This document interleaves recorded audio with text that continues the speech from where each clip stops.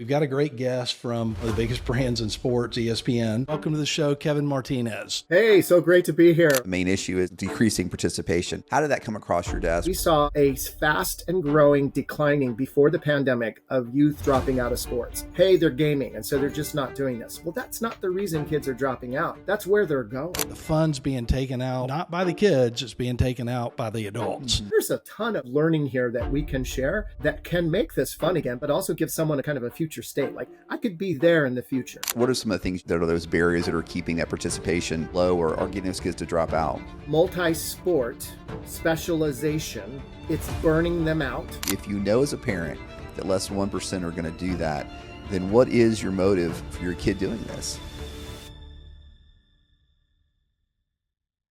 Welcome back to Pure Athlete. I'm Britt. This is Brad. Brad, we're missing Jeff today.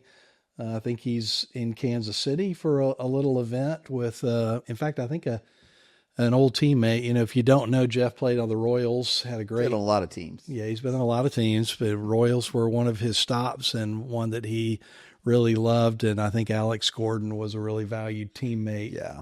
Alex played for a long time with the Royals, and I think they're honoring him this weekend while we're filming this, and so Jeff couldn't make it. It says a lot about Jeff. I mean, he does this not a lot, but he does this enough to where you see that how much his teammates meant to him and his former coaches, former teammates. He takes the time to do a lot of speaking engagements, takes the time to go to a lot of celebrations in person, and so I think that says a lot about just kind of what's important to him. Yeah, you're exactly right, Brad. And you know, we're in the middle of summer here. We got a lot of great stuff going on. It's really, we're having fun right now. PA Plus, we kind of soft launched PA Plus, but we got a lot of great stuff coming out the rest of the summer and towards the end of the summer, where we really make a big splash with that, and hope you check it out. We've also really got some great momentum going on with guests. I know. We've got incredible episodes, with some big time names, in sports, but also some experts on some topics like mental health that are really, really important. So we're super excited about the momentum here. Yeah, it is. It's going to be a lot of fun. But, well, Britt, why don't you talk about the guests we've got today? Yeah, Brad, we've got a really interesting show today. You know, when we started this whole thing, I mean, we have this mission of impacting kids and parents and coaches, but we've also always said that we want to have some impact, and we want our platform to have an impact on the overall youth sports culture. And we recognize how tough that is. $30 billion industry and growing, you know, lots of parts and pieces. And we've always said we want to have that influence one parent at a time. Well, today our show is really going to be dedicated to the overall youth sports culture. And we've got a great guest from, you know, obviously one of the biggest brands in sports, ESPN. ESPN, really? I've never Have you heard of that? No, I hadn't. Little company. Is that a new outfit? But they've got some cool things going on. You know, we all see what happens in front of the camera. Well, they got a lot of stuff that goes on behind the camera as well. And today we've got a guest who is one of the leaders of a major initiative at ESPN called Take Back Sports. And I'm not going to talk a lot about it because we want him to talk about it. But so let's just jump right to it. Welcome to the show, Kevin Martinez. Hey, so great to be here. I'm a big fan, and I catch your feeds every now and then on my Insta, and so I'm excited to be here.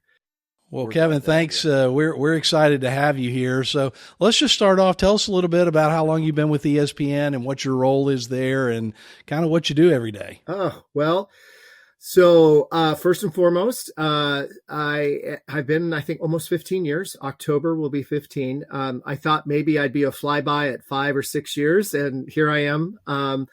Yeah, George Bodenheimer, the great George Bodenheimer, and Rosa Gaddy hired me.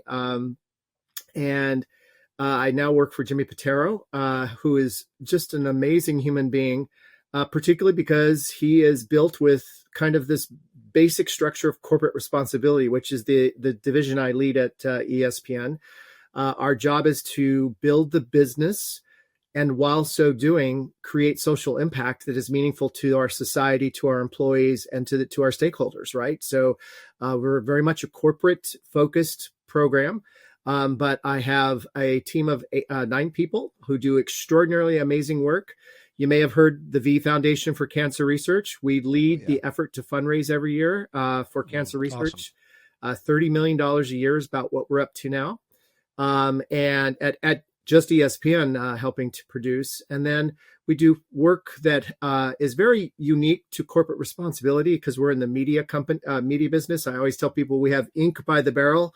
Mostly people of a certain age will know what that means, but we have earned media, right? So our storytelling really is our device for transactional change, to really make social impact, to tell the stories that matter. And hopefully you believe, as I do, ESPN has this beautiful secret sauce, this superpower to tell stories in ways that get people's attention, have them emotionally connect in, but also serve it up in quality storytelling in ways that are meaningful to them in their daily lives. And so my team leads that. So we're producers as well. We're content generators. We're also philanthropists. We do all of our corporate giving. We also handle issues, like we handle all of responsible gaming out of my team, which is really important, as you know, in this day and age. And then as we move to a real new delivery system, which we're calling direct to consumer, ESPN direct to consumer, that will be new ways to consume sports. And you're going to see that probably in September and October, which we hope will change the industry as a whole. But you're going to be going through the app and seeing a whole new everything about sports, everything about ESP in one place, which I know the consumer wants, but my team works on that as well. So we have a lot of work ahead of us, but this one particular element is something we've been working on, which I'd love to talk to you more about, which is Take Back Sports. Well, obviously we're not talking about gaming in youth sports today at all, but we're going to spend all of our time virtually talking about Take Back Sports. But you mentioned something that I know, is probably prominent for a lot of our viewers. And I'm just curious about the V Foundation and all of your efforts there. Tell us a little bit about what you guys do. I mean, we see on the ESPYs and we see a few things, but there's a whole lot more that goes on. I would love to hear a little bit about all that. Well, I can talk your ear off. So you're going to have to hold up your hand and say, stop, Kevin, stop. Gotcha. In my line of work, I've been in corporate responsibility for almost 30 years. I started at Eddie Bauer. I helped create Starbucks CSR program. Then I went to Home Depot. I worked at KPMG for a while, then now here at Disney ESPN. So this has been my line of work. And so, one of the things that everyone used to say, like, just, let's be careful here because we're not curing cancer. And I'm like, oh, wait a minute. Actually, we are. Right. So that's a new opportunity for us to discuss. But I have to tell you, in my line of work, when you know that you're helping the company deliver its promise, its numbers, its relationships, but you're also in charge of social impact, it can be gray in the middle, right? And so when you're saving someone's life, when you're providing needed research, I mean, that is so amazingly fulfilling. We created the V Foundation for Jimmy Valvano at the ESPYs. We've been running it for more than 30 plus years. We're now, as I said, trending at close to $30 million a year. We're raising just from ESPN. They're about a $70 million fundraiser. Their goal is $100 million. All of the money goes directly to research. We're kind of the big, 800-pound gorilla behind the marketing arm. So that value proposition allows us to work with the leagues, allows us to work with sponsors. And as I said earlier, we're content producers. And so storytelling is really critical. So we have two major tent poles. One is the ESPYs, which you mentioned. So you'll have the Jimmy V Perseverance Award. That show has three priorities, three goals. One is to tell the story about athletes and fans, what happens on the field, what happens off the field, and to tell the story of the V Foundation for Cancer Research and Fundraise. Those are the three goals of the ESPYs. And so all of our sponsorships have cause marketing assets attached to them. So each sponsor comes in, makes a donation to the V Foundation. It's part of our give back. Everything that we do is, donated. And so culturally, I can walk into any office in ESPN and say, you know what, I really need some help with the V, and I get someone's attention. So as I said, I've been doing this for a long time. It is absolutely best practice. I've never worked anywhere that has this type of deep penetration, transparency, deliverables of true impact. The the work that we have fundraised for is now doing immunological cancer research, which is saving people's lives at higher rates than ever before. Pediatric cancer. We work closely with Disney as our parent company and children's hospitals. So it's something we're very proud about, but it also is cultural for us. It helps us kind of move through and remember who we are and who sports fans are. One out of three women will be affected by cancer. 2 out of 3 men will be affected by cancer. So we know everyone knows a little bit about cancer. Well, thank you for what you're doing there. You know, Brad and I are both on the board of a pediatric cancer organization that's kind of near and dear to our hearts. And, it's a disease that touches everybody in some form or fashion, through family members or loved ones or friends. So what the V Foundation does is just amazing. So thanks for all you guys do there. Well, thank you. And thank you for your commitment to volunteer to do that, because it's a lot of work, as you know. And it's obviously, I mean, when ESPN gets behind something, you guys do it really, really well. And it's so apparent that you guys have just made such an impact on that horrible disease. And that's what's so exciting about you guys kind of getting involved in this initiative. Kind of talk a little bit about just how this issue came to you guys. I mean, you're every day, you're 24/7 sports, you're seeing it, and you're doing things like the Little League World Series and things like that. But how did this issue of, and I guess the main issue is lack of or decreasing participation, how did that come across your desk, or how did that come across ESPN's mind, I guess? Yeah, absolutely. So let me just take a step back. Remember that we're part of the company that is trying to build our company, right? I'm absolutely, very clear to everybody that we're not charitable by nature, right? We're not benevolent by nature as it relates to our core function. Our function is to build our business through the unique assets, but also making sure that we are compliant and that we can show that the work we do in social impact is making society better, in that order. And so it's a little unique, but I am not a purist in this space. I believe that our stockholders, our stakeholders, you and others should see that whatever we're doing is also in the good order of the sector of sports and our society. So that's where we start. We've been in the business of grant making, for almost 45 years, right?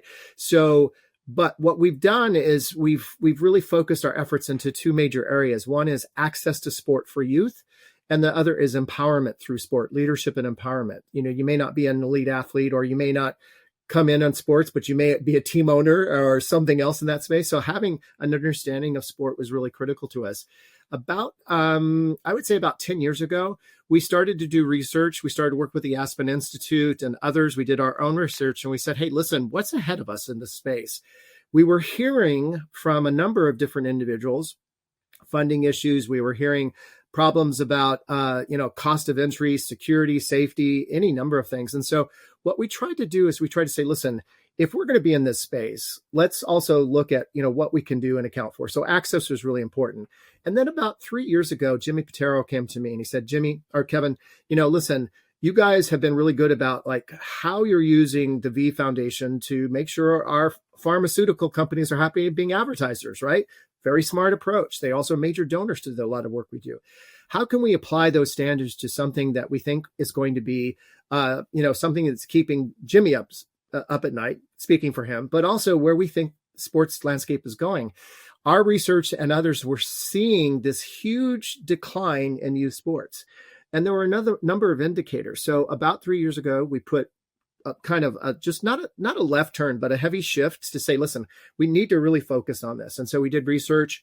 And basically what we came out of it is we saw a fast and growing declining before the pandemic of youth dropping out of sports. And the reasons were compelling enough to kind of do deeper dives, but they weren't the reasons we thought they were. Everyone was going to say, hey, they're gaming, and so they're just not doing this. Well, that's not the reason kids are dropping out. That's where they're going, right? They're providing other fun and other activities. The opportunity of funding at local schools, or funding in rec leagues, or that you have to have money to get into sports. All these things were starting to happen. Safety was an issue, multi-sport and specialization and burning out. The number one reason kids were dropping out of sport, it wasn't fun. It is the number one reason. Anyone can tell you all these other things. All the research proves it. It's the reason they join. It's the reason they drop out. So it's not as easy to say, okay, we're going to make it fun, because we don't control the fun, right? It has to be these really amazing moments that allow for it. So what we did, we went back and we said to Jimmy, listen, we're going to do what we did with the V. We're going to create an initiative that threads through our system that allows us to talk about getting kids back into sports. But here's what that means. If they're dropping out by age 11 and only 38% of kids are playing sports now, right? And if you don't get in by age 5 or 6, the likelihood is 14 times more likely you will be a sports fan. If you don't do all of that, then what are you not doing in the future? You're not watching our networks, right? Yeah. So we said, listen, this is a pretty easy, it's a long-term play, which a lot of companies have problems with, right? But we're looking at the long field here, which is what we're doing is we're getting kids into sports. We're helping parents, teachers, coaches, and caring adults have the tools to do that. This is really for adults. It's not for kids. That's who will benefit. That's who we're talking to. But if we do this correctly and we have the right partners, we'll see a shift there. But then we'll also be able to have a conversation with our league partners, right? With our sponsors, in our content platforms, in our studio shows. So Jimmy committed early on that if we did this, we would have the same access to content integration. Content is king. If I can't tell the story like we do with the V for you sports, I can't keep momentum going, right? It's really hard to do an initiative in media for more than 6 weeks because the sports change, priorities change, athletes have this and that or whatever. So keeping that consistent is really hard. So having that support by our leadership is fundamentally the difference maker. I don't think any other media company has that type of support as we do at the Walt Disney Company when we run these initiatives. We call them prioritizations. We synchronize prioritization across what we call the Disney assets, right? So that's how we started this. And I hope that makes sense to you. That's a business initiative. It's something that's important to us because we know we need to do it. It's a social responsibility initiative because we know we need to take care of our employees and to the future sports fans and to, people in Topeka, Kansas and Seattle and Washington, D.C. We want to talk about this. We know it's really important to the leagues. Very few people are watching a 3-hour long. Let me rephrase that. Very few young people under 18 are watching a 3-hour long baseball game anymore. Right? Yeah. It's just not as prevalent. So how do we make that fun as well? How do we recommit? How do we work with things? And maybe you've seen us sign up the Savannah Bananas. You see us to the Little League World Series, where we're also looking, how do we make that sport fun? The leagues love it, etc. But we're doing it with all of our partners, and it's very, very exciting. There is one person and one person only who will define your kid's dreams, and that's your kid.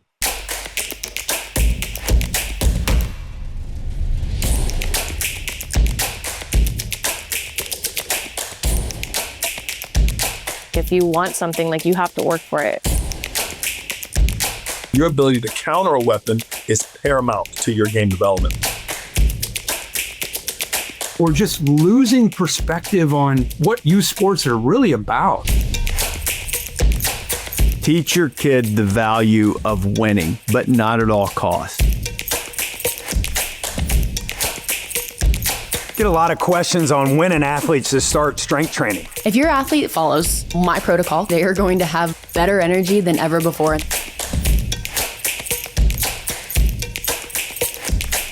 They can't come to you when you're born and say, you got character. You got to build that. You can win, but if you're not really impacting lives, I think you lose.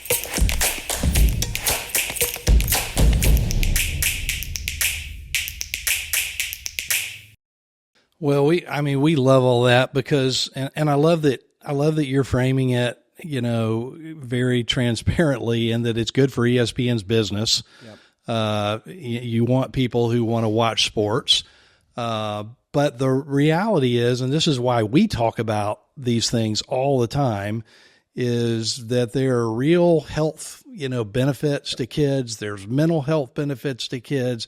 I mean, all the data supports that participation in youth sports is a positive thing for kids and for families. And, and what frustrates us is the reality is that the funds being taken out, not by the kids, it's being taken out by the adults. And the system. The system is being built. And the system. Yep. Yeah. For sure. That whole self piece is very, very important to us. So I was going to get to that, but I'm glad you brought it up. So there's the reasons why, the social impact, but what we're measuring is not just getting kids into sports. It's like, how are they thriving in sports? What is their mental being?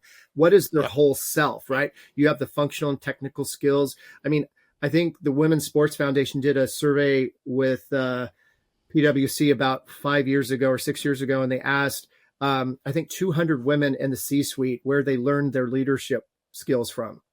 Yeah. Sports, right? Sports. And so how do we recognize that? We're also being really careful here, right? Because we don't really work in schools necessarily, but this has a lot to do with, where kids have PE and where they, do recreational sports, et cetera. So this isn't math versus sports. It's never that.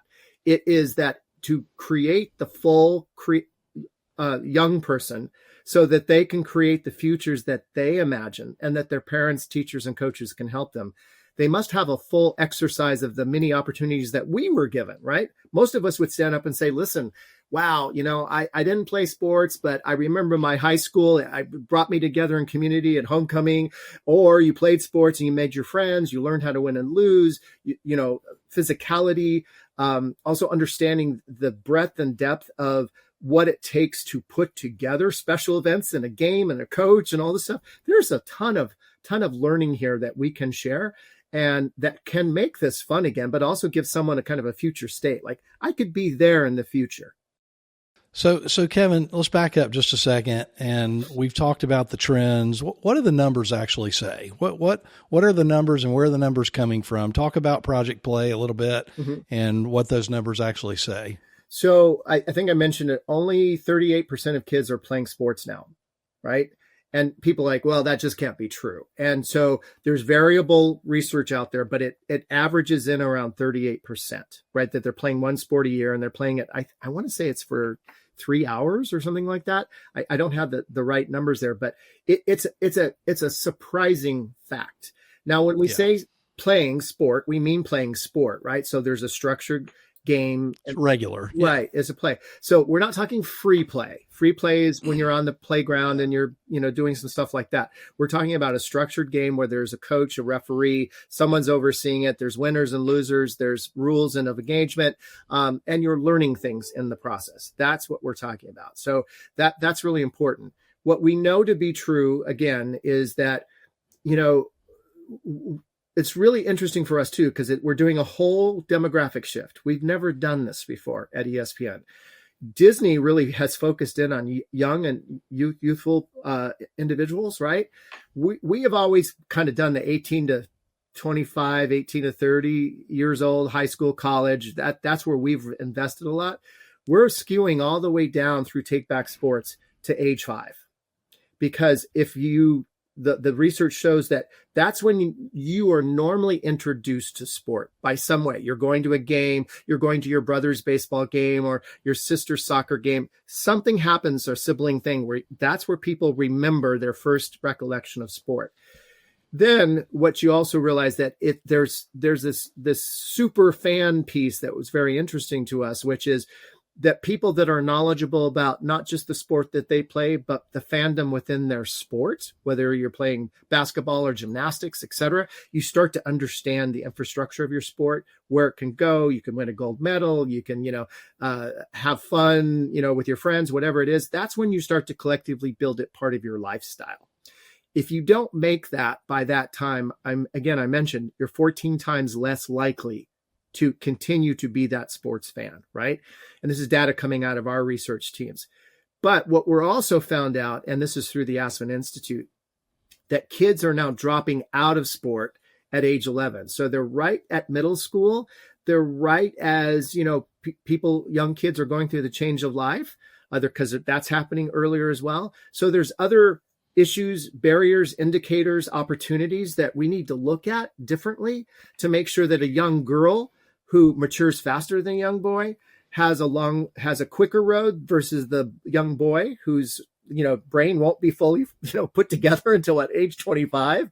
How do we find those sweet spots to make sure that sport still has that opportunity like anything else to give that opportunity for them future? So that stat played very heavily into this. So that moved us down. So when we launched this campaign, which is the first part of the initiative, you're going to see us talking to parents and teachers about their young people to make sure that they understand that. We have never done that before. Disney's done that. So I'm glad to tell this group here, you're one of the first people to hear this, is that Disney will actually be helping us with this. This is huge for us, right?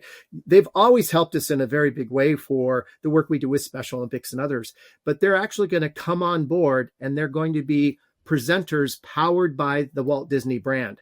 I cannot tell you what that brings to the table, right? Yeah. Wide World of Sports and the parks. It brings ABC and ABC News. It brings Fox, FX. It brings other assets to the game to be able to tell this story. That's a huge win for us because we've changed that demographic. Now we can go in and have a deeper conversation and a wider conversation amongst this whole group.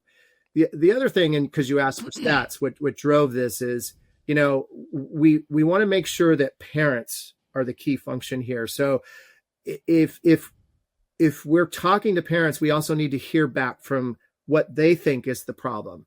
And so we also did some research with Aspen Institute, and I think it was 27 to 30% of parents were telling us that kids were losing interest in sport without any really major reasons why. They just weren't interested, right? So their environment wasn't feeding them opportunity to really love sports, whether that was PE or, having a great time with their friends or not. But we could see a drag on the research saying, parents are saying kids just aren't interested in sport. They don't want to watch it on TV. They don't even want to do it on this. So how do we have a deeper conversation there?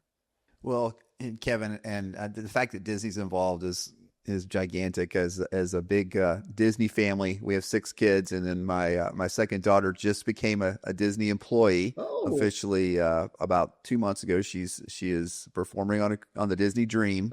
She's actually doing her training right now. She'll be doing a bunch of different performing as a bunch of different characters. So you've definitely got the support of the Williams family. I can tell you that much. But you talked about the barriers, and you talked about like the kids getting introduced to sports at like 4, but we're losing them at 11. And what we saw, that's a surprise to me, because we kind of felt like we lost them right before high school. Right? That's kind of when we felt we see a lot of that. And it's interesting you say parents are saying that, because a lot of times we feel that parents are the problem, that they make sports too structured. And sometimes you talked about free play as well, and you got so much to unpack here, but yeah. We believe a lot. I don't want to speak for pure athlete in general, but there seems to be less access to free play at a young age. Mm-hmm. And then also it seems to be too structured maybe at a young age. But you talk about the barriers that you guys have seen that you think are causing that exit mm-hmm. at age 11 or what are some of the things you guys can work on or we can work on that are those barriers that are keeping that participation low or getting those kids to drop out? Yeah. Well, I think you said something very, very important, which is, as in all problems, whether it's homelessness or mental health or, kids dropping out of sport, there are variables, right? It's never, you can't do a magic pill here, right? Mm-hmm. It's making sure that we're hearing from everybody. Parents can be part of the problem. We know that. We want to be really careful there. We're not going to point our fingers and saying, you need to be this. But we do want to exercise the ability with thought leaders, with some fun, as you'll see as we launch this initiative, to kind of bring forward. We just again, sharing with you first, we have just signed up the Manning brothers to do a little piece for us to make it fun. And the goal is to make sure that we are setting the stage for teachable moments, right? For parents, the car ride home, what it means to win and lose, how women, young girls and boys are different, the words that you use, there's all that, right? So that's one thing. But I'll tell you that the major reasons, I think the Aspen Institute really did deep research on this, right, is one, not fun, right? So there is this complement of like, if you're going to join sport, the priority that every parent, teacher, coach, caring adult, anybody in this system needs to have in their mind, is this a balance check for fun, right? So you need to know what your kids think are fun, right? You need to ask those questions, because I guarantee you, as parents, most people don't know what kids think are fun anymore, right? So we need to make sure we're staying engaged with that, right? And using, narratives and words and excitement about what's going on in the world, et cetera, that will bring them joy, to make sure you're adding that to the sport itself. The other piece is, there are things like there are not enough places to play, right? Mm-hmm. I've always struggled with that one, because I am still the guy that's learned to play kick the can, right? Yeah. And we had my block had huge, opportunities. Safe place to play, I think, is really important, right? So that you're out and, cars are not a distraction, or balls and all that other stuff. But having a safe place to play is a really critical function of that. I think the other piece of this that is a really big piece of us, we're going to focus in 4 major areas of these 8. The first one is have fun. The second one is train all coaches and referees. Yep. We need to make sure that people have the tools that they need when we say, ask your kids what fun looks like to them. And at the end of the day, ask them, did they have fun? Right? So that you can reinforce these elements and change your coaching behavior style or the game itself, right? Tennis is doing a lot of this and changing the sport as you learn to have fun. So that's really important. And so you'll see an investment by us. You'll see when we launch this campaign, we're actually going to go to takebacksports.org, which will reside on the Positive Coaching Alliance website. And that's going to have tools and training and development. We're going to use their best practices, and we'll use more there. And there's more to come there. But that was one of the first partners that we selected there, is to make sure that the people that are looking out and mentoring and have the resources to create fun, measure fun, and bring fun, right? That we're taking care of them first. And so those are parents and teachers mostly. There are very few women coaches. So that's another piece of us. It's like, how do we make sure that voice is heard? Referees, right? Young kids are volunteering or being, getting $5 to ref a game, and they're being yelled at and screamed at. So how do we talk about that? It's an issue, right? The third place is, we know for a fact that, funding is drying up. Funding is going to continue to dry up in block grants from the federal government for recreational programs, Boys and Girls Clubs, WISE, your local NRPAs. That is there's going to be less of that funding. So how do we project and get ahead of that to say, okay, so how do we make that happen, right? We're being careful that we want this to be recreational fun. We want them to have moments where they can kind of join and have fun, but they don't have to worry about the travel team or the schedule, because the parents, have different types of jobs, whatever. We need to be a little bit more savvy about that, right? Because as I said earlier, the business that is being created by sports is literally pushing out kids and parents that can't set a schedule, right? And name a lot of people that their jobs or other things don't allow for that. That's at least, 3/5 of the country for parents. So that and that funding recreational sports is going to be really, really important to us. And that is something that we've started to do. We'll announce on the 23rd our first major grants as part of the release of the second phase of Take Back Sports. So we're excited about that. The fourth space, so you got fun, you got coaches, you got recreational. So the other piece is multi-sport. So what we know to be true as well, and we talked to all of the players across everything from Little League to you name it, the leagues, organizations, the NCAA. It's basically that multi-sport specialization is doing two things. One, it's burning them out, so they're not having fun, because you're like, oh no, you can't go play soccer, Sarah, because you need to be all in for soccer, because I know you want to play volleyball with your friends, but if you want to make that travel team and win a gold medal in 12 years, you got to start now, right? That's a disjointed argument that we need to kind of talk to parents about, right? I'm not saying it doesn't exist with some of our great athletes, but we know the percentage is less than 0.1% that are going to be able to do that. I don't want to give up on those. I don't want to say give up on people's dreams for that, but I'm saying specialization is burning kids out. The other thing it's doing is that kids are specializing so early because we're getting them into the system. We're creating physical problems with them, right? Yeah. So whether kid is trying to pitch a fastball or a curveball or a knuckleball, shouldn't be doing at that young age, et cetera. Whether you're in gymnastics and you're trying moves that are probably too hard, or that you're being pushed too hard for flexibility, et cetera. We've seen how that's happened in safe sports. So every sport has its kind of issues. Tennis, I'm on the board of the USTA Foundation, and the NJTLs are talking about like the burnout. And we're just now starting to see with Coco Gauff and Ben and others, this new resurgence of American athletes. Well, the reason why is because they started about 7-8 years ago, reminding the coaches that they needed to have fun and they needed to have other sports involved with them, so they weren't specialized, so they wouldn't just be like so tired of the sport by age 18. Right. So those are the 4 areas that we will focus on. And as you know, there are other things, travel teams. We're going to be really careful about that. We're going to talk about it from our editorial perspective. We know that that's a major issue. I love some of the Insta stuff that happens on there. Like, okay, your son has made the travel team. We're going to go to Puerto Rico tomorrow, and I want you to be ready for whatever. And it's like, it's just so much. And how does a parent consume that? With travel teams is the other indicator, which we will also handle, which is cost of entry, right? I think the average is $830 per kid per sport. And I think it's actually skews higher. I think it's closer to $1,000.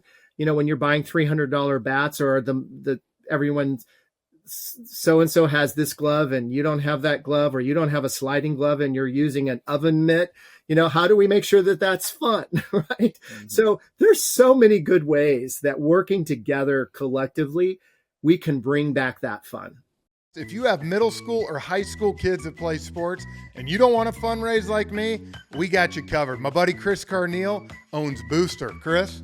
We help schools and sports teams raise funds in a super fun and engaging way. In fact, the last 22 years, we've raised $750 million, and we can't wait to help you. Choose booster.com.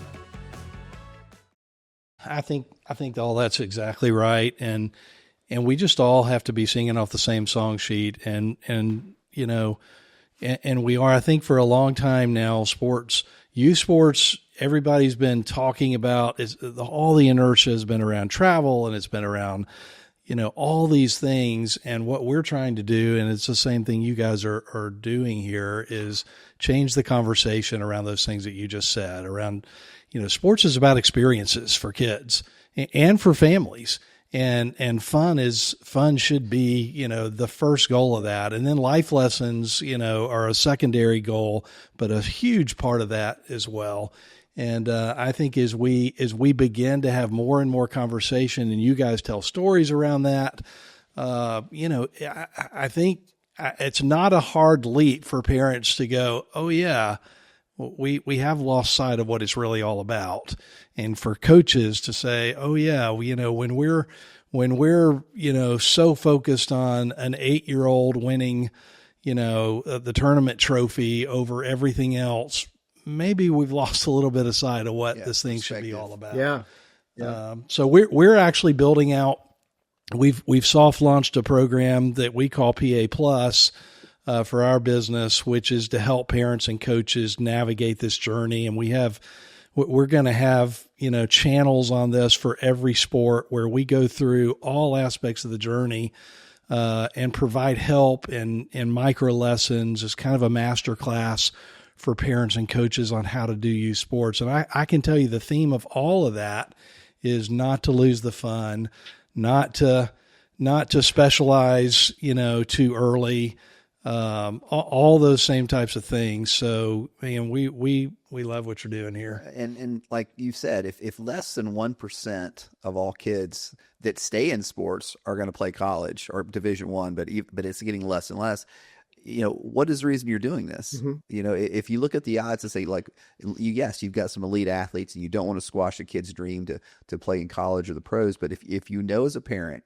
that less than 1% are going to do that, then what is your motive for your kid doing this? Yeah. And hopefully it's for them to have a blast. Hopefully it's for them to become better versions of themselves. Yep. Hopefully it's for them to take these experiences, the failures, the victories, overcoming the injuries, dealing with tough coaching sometimes, and using it after their sports career is over with, their sports journey is over with. And you're speaking, like you're preaching to the choir here, because we love this and we love what you're doing. And this is awesome. It's something, like I said, we've been doing it for 2.5 years, and it's awesome to see someone like ESPN who does everything in such an excellent way, really, really getting on board with this. I really appreciate it. And I would just say, the thing I left out there, which I shouldn't have left out, but it's always a precursor to everything I think you and I and your listeners believe in, is safety, right? We've got to make sure it's safe, right? Those are elements that are critical, and those will be woven through everything. So I just want to assure everybody that's not off the table, right? It's always looking at making sure that there is a safe place to play, but also that kids are safe, and they feel safe, right? Not just that it's safe, but they can articulate what that means to them. So I just wanted to add that in, because I don't want anyone to say, you left off the most important thing. No, that's reality. I mean, we all talk about, when we were kids, our parents threw us out the door and we, went and did free play all day long. And we know there's safety issues with that today that are real. Yep. And we have to address that. But absolutely, yeah. Tell us what we're going to see coming out of ESPN in the near future. What are our audience members going to see? How are we going to recognize some of these things? Well, so I'm going to tell you. Do you guys remember Schoolhouse Rock? Oh yeah. Okay, just remember I said that. Conjunction. A bill becomes a bill. You can sing the song. That's right. All that stuff. Yeah. We've created a song that's called Take Back Sports. And the whole goal of it is to kind of get in your head, right? And we're going to play it a lot. And it's going to be our little tune that allows us to kind of keep, some fun and excitement going on this. But it's for parents, and that's our first thing we're going to do. We're going to launch that. It's actually not our first thing. It's the first initiative on air outside of our corporate giving that we're going to have. And so that will be launching on the 23rd. It'll hit YouTube channels. It'll hit hopefully a couple studio shows. It's a long song, so we can't play the whole thing, but we're going to use it in interstitials and etc. We'll use it in social media. So that'll happen on June 23rd. We will announce our $5 million of investments on the 23rd. We will announce 10 new innovation grants for the conversation to collectively remind people what we think sports is, may be not what other people think sports is. So how can you still have fun, playing hacky sack or whatever it may be, right? And so that will happen. We will also starting to have a conversation deeper with the leagues. So we will go directly into some conversations right after the ESPYs. That we'll talk about. We have some youth ambassadors, meaning that they are ambassadors for youth. And you may have heard of Steph Curry. He has signed on board. Luka Doncic has signed on board. We have 6 others that we're going to announce that we're going to have some fun. Eli and Peyton are going to be one of those. And that's part of that, so that we can build some institutional, some storylines, some vignettes that can fall into that. You're going to be overwhelmed sometimes, I think. The logo is going to come at you a lot of different times. Take Back Sports. We're trying to make it fun. It'll appear on some of Disney's programming on the 13th of July. We are going to be announcing with Disney Junior, the media platform, an investment of $250,000 to get pre-K kids involved in sports. So just the five-year-old, in 8 major markets, to also work our ABC major markets to have a conversation around that. So you're going to see a slow roll. It's going to be a consistent roll. It will be episodic, but we'll be coming back with that Take Back Sports. We'll be doing some social media pieces. We have 2 amazing PSAs in line that we're working on that I think will be very fun, very kind of almost sports center-ish, using our brand. So it'll hopefully capture your attentions. But again, the other parts of this outside of this is that we'll be working with organizations like yours to tell the story. We're not the solve. We're part of the solution, right? So collectively, we need to collaborate. We're talking to the 63 by 30 group, which includes Under Armour and Dick's Sporting Goods and Nike, the leagues, different organizations to say, how can we talk about this collectively? You may have remembered the program we did about 7 years ago, Don't Retire Kid with Kobe Bryant. So that was this first group's kind of approach. We have a little bit of a new system to try to make sure people know, that this is going to be an initiative. But we have a milestone goal to get data from, which is February of 2027. We will hopefully come back and say, here's what the program has done. Here's what we've measured. Here's how it's made a difference. And that will happen at our broadcast for the Super Bowl. Well, that's awesome. I would say, we would love to, come alongside and participate however we can in that, because we're super aligned from a missional standpoint. We've had some all-stars from ESPN. We've had Reese Davis and Jay Billis, Kirk Herbstreit, and folks like that on our show. And so any other folks that, that are trying to talk you sports from y'all's place, you always have a place here for them to come, and we'd love to have them come and talk. Great. Well, I would love to be kept accountable. I'd love to come back and have a conversation about how we're iterating this, or have someone else do it, a talent, et cetera. But I want to make sure. I asked Jimmy for 2 things, my chairman. I said, I'm really good at the ask. But what I really need from leadership from you is, 1, a little more resourcing, and to align us within the system that we would do any brand marketing campaign for, right? Yep. So my boss, Tina Thornton, is the CMO. So she is fantastic about making sure that this has the assets that it needs. And the second thing is keep it alive by every meeting, asking your direct reports, so where's Take Back Sports with you and you and you? And that is worth $1 kajillion just to make sure it's top of mind. It may not always be present because of storytelling and what's going on. During the NBA championships, we may not hit the ball out of the park, but we may be on the fringe of it. So lots of things to do that demonstrate our company is committed. Well, I think that's fantastic. I just want to remind our audience that, we've got on one end of the spectrum, giants like ESPN making a difference here, but every day and every weekend, it really comes down to parents and coaches making a difference and making sports fun for our kids. Yeah. And so let's remind ourselves, let's remind each other as we're out in those venues, let's remind our coaches what it's really all about. And Kevin, thanks so much for joining us today. Thanks for the efforts you guys are making. Yeah. And we're excited about it and look forward to seeing, sustained impact over a long period of time, much like what you guys have done with the V Foundation and cancer research. Yeah, thanks for all you're doing, Kevin, and thanks for your passion, and obviously it's exciting to see, and we can't wait for and the fact that you said you guys are holding yourself accountable. Yep. Like you've got that benchmark date that you're kind of saying, hey, let's see how we're doing. Yeah, and I appreciate it. This has been a joy, and again, we are not the thought leaders here, right? We're listening to the thought leaders, and we hear what you say. We'll be circling back with a number of different organizations. A lot of them will announce on the 23rd, but I am grateful for your guys' continued efforts here. And, the athletes piece and the parents and teachers and stuff, it's just, again, it's a pretty simple proposition. Let's make it fun.